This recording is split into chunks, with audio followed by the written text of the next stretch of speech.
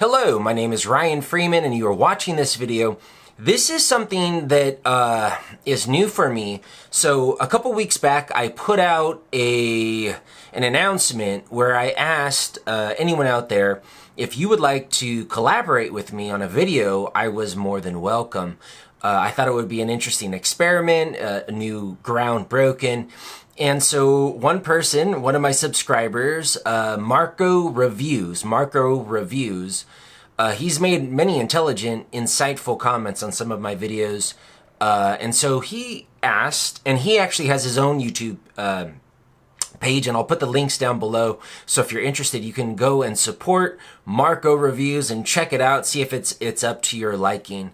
So he proposed to sort of play off of each other through a variety of topics. I didn't really know what that meant, but he just posted a video where he is trying to analyze a very famous painting by the painter Dali. And actually, I just watched that video just now, so I haven't actually had time to think about it. But as you guys know, I don't like to overthink my videos too much.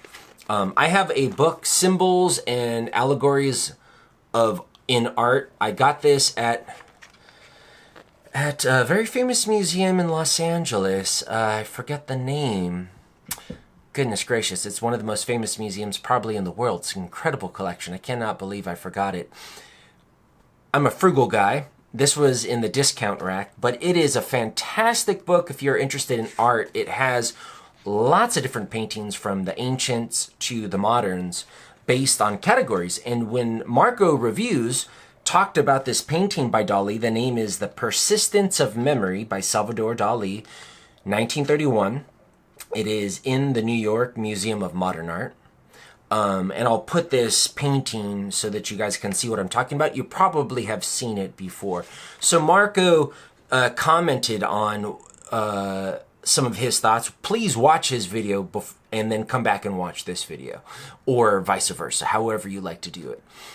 Marco pointed out the landscape, and he's like, yeah, you know, the beautiful sky and the waves, the contours of nature did perhaps look persistent, but the watch, you know, sort of the flaccid watch did not sort of evoke the image of persistency.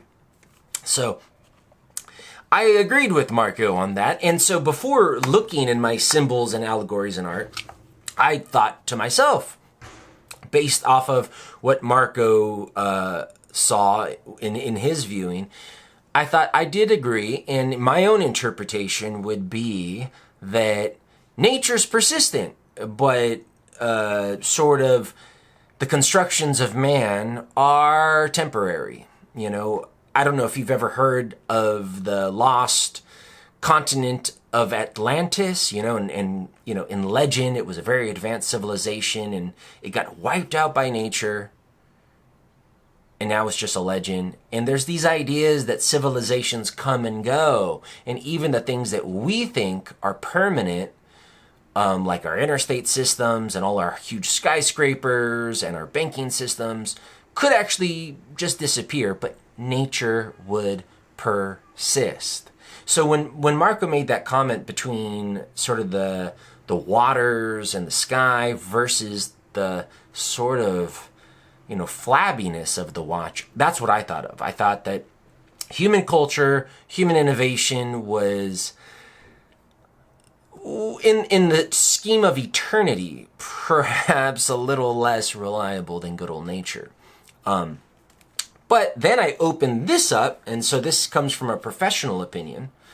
But I do want to say that, and I've heard this from people who are much smarter than me, is that even the artist, if it's really great art, the artist is actually acting as a conduit to some higher power, higher source. I know that sounds a little highbrow, but the greatest art can never be precisely defined, and even the artist himself cannot sometimes even understand what he is doing.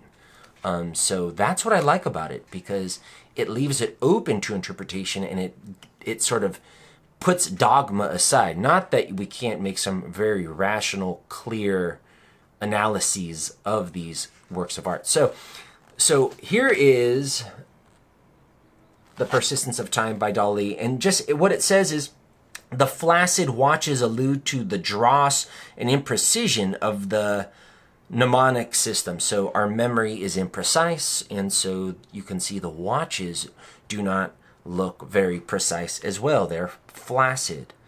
The ants down in the left-hand corner, these industrious ants symbolize an active and perfect functioning memory. But you know what's funny is whenever I talk about someone else's ideas, like this person's ideas, the words sound dead to me.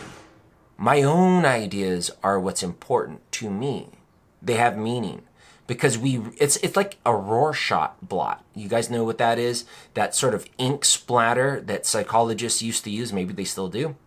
And you have to analyze what it is.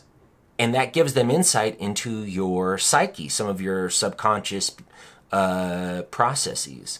Or when you look at a cloud and then your girlfriend or your boyfriend looks at a cloud, why does someone see a night and the other person sees a flower, you know? And so our personality sort of gets shown in a certain way whenever we analyze something that is somewhat ambiguous. And so for me, perhaps that's why I looked at, oh yeah, nature has the persistency, but man's constructions like watches do not. However, I do think that the experts are worth listening to. So perhaps that is true. Man's memory is flaccid and not as reliable. It also alludes to sleep and how time is different in sleep. I didn't read it exhaustively. So anyways, Marker Reviews, this was his idea. So if you like this video, go on his channel and say thank you. And if you didn't, go on his channel and say, come on, man, give me a better idea. Anyways, I enjoyed it. Thank you for watching. I'll put the links down below. My name's Ryan Freeman. Thank you for watching. Bye.